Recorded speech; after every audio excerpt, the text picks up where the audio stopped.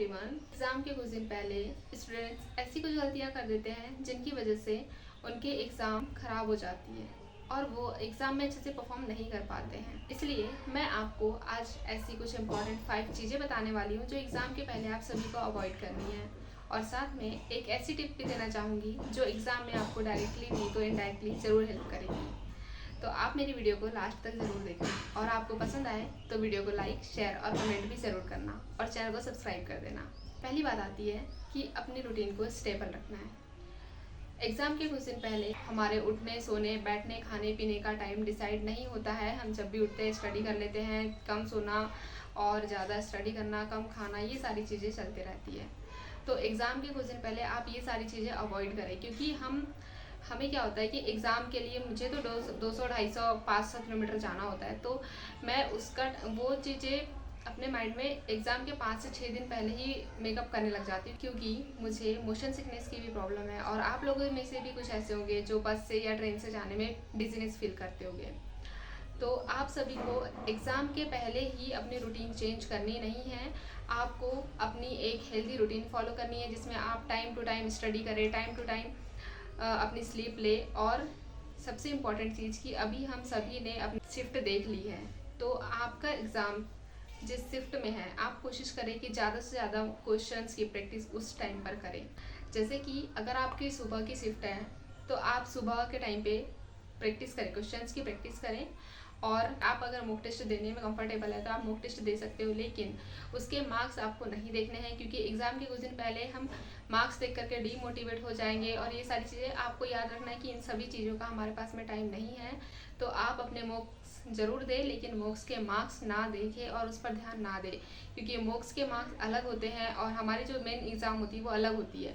और अभी आप अगर मॉक्स दे रहे हैं तो आप ये सोचिए कि वहाँ पर आपके 10 नंबर बढ़ने वाले हैं, क्योंकि मॉक्स का लेवल थोड़ा टफ होता है और एग्ज़ाम काफ़ी इजी होती है। हमें एग्ज़ाम में बेसिक क्वेश्चन से ही पूछे जाएंगे, तो आपको उसी हिसाब से अपने माइंड को सेट करना है। सेकंड चीज़ ये है कि आपको नेगेटिव सोच और नेगेटिव लोगों से दूर रहना है। अपने दिमाग में कोई भी नेगेटिव थॉट ना आने दे, और आपके आसपास कोई ऐसे लोग हैं जो आपसे डीमोटिवेशन वाली बातें करते हैं, ऐसे लोगों से आप प्लीज़ दूर रहिए। आप अपने आप पर भरोसा रखें। और हाँ, थर्ड चीज़ मैं यही बताने वाली हूँ, आपने क्या पढ़ा है इस पर आप अडिग रहे। आपको ये बात नहीं सोचना है कि मैंने ये नहीं पढ़ा है, मैंने वो नहीं पढ़ा है।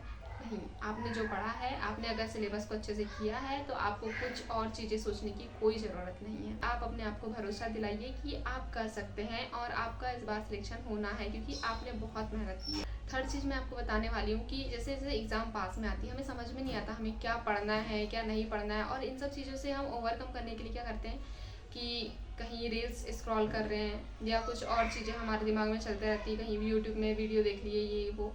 तो उसमें क्या होता है, हमारा टाइम ऐसे निकल जाता है कि हमें पता नहीं चलता। फिर जैसे जैसे शाम होती है, जैसे जैसे दिन ढलता है, तो वो एंजाइटी लेवल और बढ़ते जाता है। तो आप ये कोशिश करें कि आप जो जितने भी सोशल मीडिया प्लेटफॉर्म है जिसमें आप सिर्फ और सिर्फ स्क्रॉल कर रहे हैं, अपना टाइम वेस्ट कर रहे हैं, तो उन्हें बंद कर दें। आप अपना मैराथन्स के जरिए रिवाइज कर सकते हैं चीज़ें। अगर आपका बुक्स से पढ़ने में आपको एंजाइटी हो रही है तो आप मैराथन देख सकते हैं, क्योंकि मेरे साथ भी ये होता था कि जब मैं बुक्स पढ़ती थी, ज़्यादा पढ़ती थी, तो मुझे एंजाइटी होने लग जाती थी। तो मैं क्या करती थी कि मैराथन से देखने लग जाती थी। तो उससे आपका माइंड बिजी रहेगा, आप बिजी रहोगे, तो आप जो नेगेटिव चीज़ें आती है वो सारी चीज़ें आप नहीं सोचोगे। हो सके तो आप इंस्टाग्राम जैसे जो भी आप पेजेस यूज़ करते होगे उन्हें आप कुछ दिनों के लिए साइड कर दें, अनइंस्टॉल कर दें। फोर्थ चीज़ ये आती है कि आपको ओवर स्टडी नहीं करनी है, कि आप रात भर जाग रहे हैं और फिर स्टडी कर रहे हैं। आप लेट नाइट स्टडी अवॉइड करें, आप सुबह मैक्सिमम स्टडी कर लीजिए। जब आपके एग्ज़ाम शिफ्ट का जो टाइम है आप उसमें ज़्यादा से ज़्यादा स्टडी कीजिए। एक लास्ट चीज़ बता रही हूँ, और ये बहुत इम्पॉर्टेंट चीज़ है कि आप किसी से भी अपनी स्टडी को, अपने स्टडी लेवल को, अपने मॉक्स के मार्क्स को बिल्कुल कंपैरिजन ना कीजिए। क्योंकि क्या होता है कि हम किसी से अपने मार्क्स कंपेयर कर रहे हैं। हम जब मॉक टेस्ट देते हैं तो हम देखते हैं कि मतलब मेरे 50 रैंक है या मेरी 150 रैंक है, ऐसे देखते। तो ये चीज़ें आप अवॉइड कीजिए। आपको वहाँ की रैंक से कोई मतलब नहीं है, आपको सिलेक्शन लेना है। आपने जितनी तैयारी की है वो सिलेक्शन के लिए सफिशिएंट है, बस आपको अपना माइंड जो है स्टेबल रखना है। क्योंकि देखिए, हम पूरे साल भर स्टडी करते हैं, ये चीज़ मैटर नहीं करती है।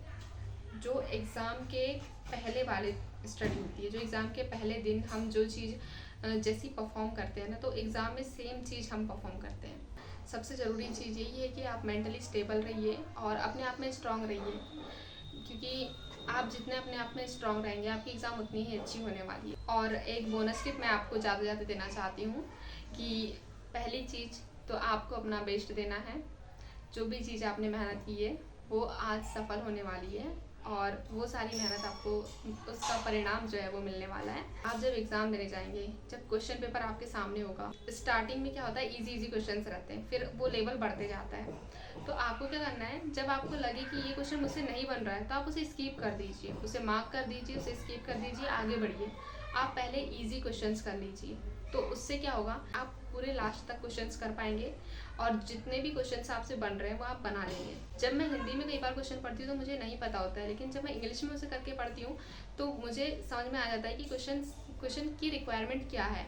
तो आपको वही जानना है कि क्वेश्चन की रिक्वायरमेंट क्या है, क्योंकि हमारे पास में फिजिक्स है, केमिस्ट्री, बायोलॉजी है, इनकी हिंदी काफ़ी टफ होती है। कई बार हमें इनके हिंदी नाम पता नहीं होते हैं, लेकिन इंग्लिश में हमें काफ़ी अच्छे से बन जाते हैं। तो आप कोशिश कीजिए कि आप लैंग्वेज को चेंज करके भी क्वेश्चंस को हल कीजिए। So all the very best. और अगर थोड़ी भी ये वीडियो आपके लिए यूज़फुल हो, कमेंट करके ज़रूर बताना। Thank you so much.